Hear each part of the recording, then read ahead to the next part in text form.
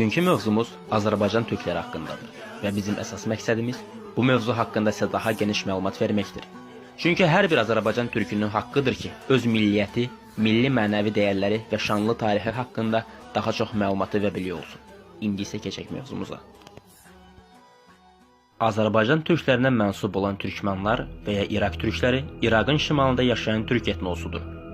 Ad oxşarlığına baxmayaraq türkmenlər Orta Asiya türklərinə, Türkmenistanda yaşayan türkmenlərə deyil, Azərbaycanlara, Anadolu türklərinə yaxın olub Oğuz türklərinin qərbi qolundandırlar. Türkmenlərin ümumi sayı 3 milyondur.